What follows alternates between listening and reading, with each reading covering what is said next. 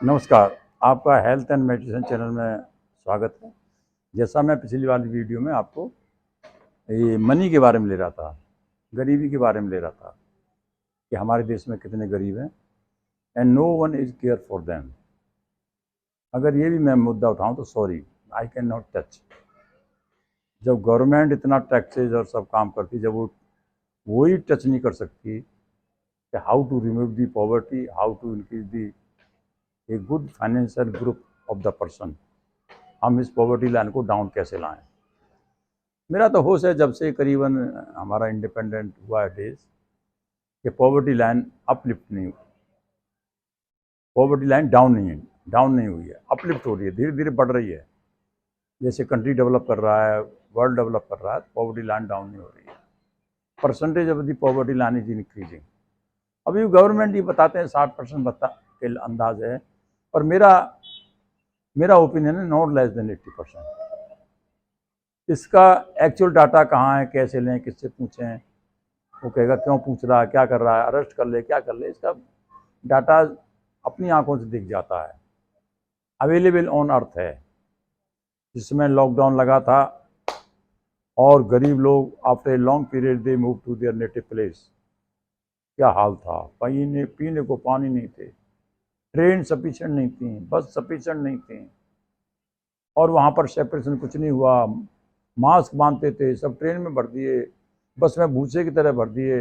तब law and order कहाँ चला गया। दूसरी गवर्नमेंट कह रही हम बस भेज रहे हैं, हमारी बस बॉर्डर पर खड़ी है, हमारी बस ले लो। तब हम इतनी बड़ा क्राउड मैंने टेलीविजन में देखा, मैंने क्या पब्लिक ने देखा, वर्ल्ड में देखा, दुनिया ने देखा। तब पता लगा रे ये लोग हमारे देश के हैं क्या, इतनी गरीबी हमारे देश में। They can not stay month or two without source of income.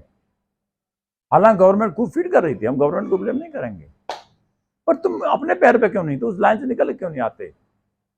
आज तक किसी भी गवर्नमेंट ने किसी व्यक्ति की प्रॉब्लम को सॉल्व नहीं किया है। आज भी हमारे देश में सफिशिएंट एजुकेशन नहीं है, गरीब आदमी पढ़ नहीं सकते हैं, बीसीए नहीं कर सकते। अपर लिफ्ट होती है, परसेंटेज देखते हैं, चलो आई डू एग्री 80% वाले का हो गया, जिसकी 45% है क्या वो कोर्स नहीं कर सकता, वो हायर एजुकेशन में नहीं जा सकता क्या, कि नहीं कट ऑफ लाइन होगी। यार पढ़ने के लिए कट ऑफ लाइन क्या होती है। ठीक है, he will not have good percentage और मेरिट लिस्ट में नहीं आएगा, फिर पढ़ाई कराओ यार, पढ़ना चाहता है तो। पढ़ाई नहीं है। मैं फिर भी कह रहा हूँ इंडिया में अगर प्राइवेट इंस्टीट्यूशन ना हो तो बहुत भट्टा बैठ जाएगा देश का, एजुकेशन बिल्कुल खत्म हो जाएगी।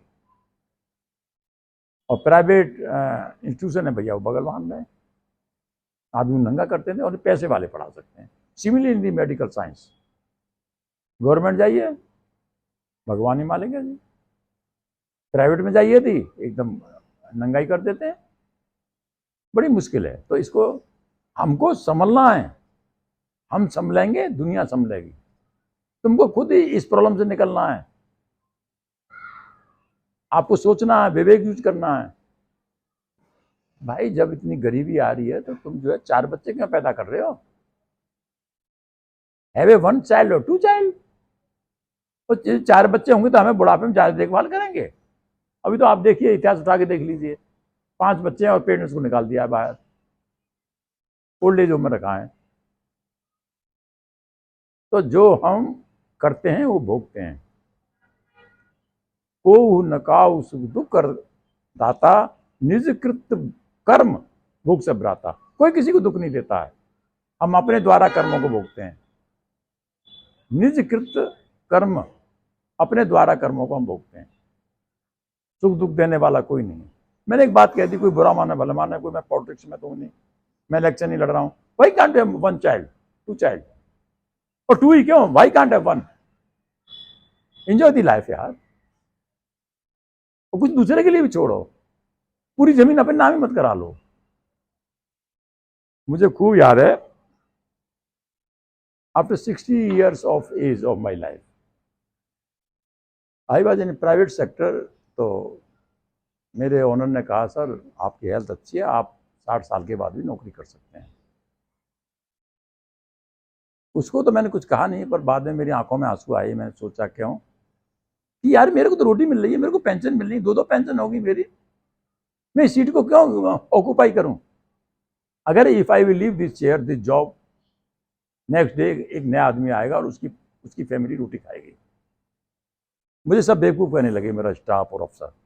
बोले जी क्या वर्ड कह रहे हो, लोग तो खुशामद करते हैं कि हमें जॉब पे रख लो, घर जा क्या करेंगे?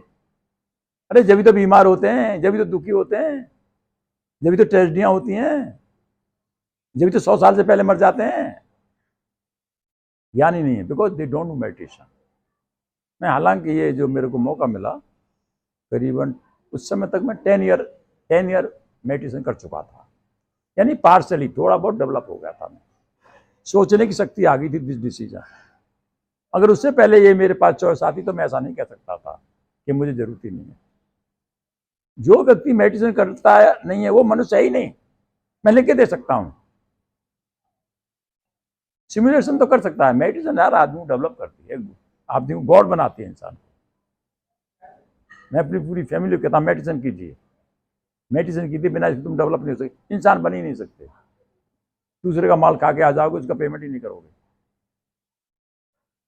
अरे कहीं जा रहे हो, संस्था में जा रहे हो, कहीं जा रहे हो, 100 रुपए का 500 खाया, 50 रुपए 100 रुपए कुछ तो दे के आओ उसे। मेडिटेशन बहुत जरूरी है, और बिना उसके तुम किसी की हेल्प नहीं कर सकते। मेडिटेशन सब लाइफ आती है, लाइफ जीना आता है आपको। यू कांट गिव, आपको गलत जगह वोट भी नहीं दे सकते हैं। जो कूदना रहे साइकिल घोड़ा और जो क्या कर लेकर के, उन्हें कोई वोट ही नहीं देगा। अगर मेडिटेशन करने वाला, आज भी बता रहा हूं मैं आपको, no one will give vote to them. Muscle power use करते हैं, क्या क्या जॉब के लिए जमीन ले लेते हैं। तो हम जो है हेल्थ से धीरे धीरे, health and meditation both are interconnected, और उसका असर हम दूसरे आदमी के बारे में सोचें जो हमारे साथ जमीन पर आए हैं, कि जो डाउन है, फाइनेंशियली प्रॉब्लम है, दरिद्र हैं, उनकी कैसे हेल्प की जाए। अगर हमें एक प्लॉट की जरूरत है, एक ही लें या 2 ही लें, 10 प्लॉट लेके ना डाल दें। आप 10 लाख लेके डाल दोगे, आपकी कॉस्ट तो बढ़ेगी, कितना पाप होगा, you don't know about this. तुम्हें तो नॉलेज ही नहीं है यार, एजुकेशन से नॉलेज नहीं आती है।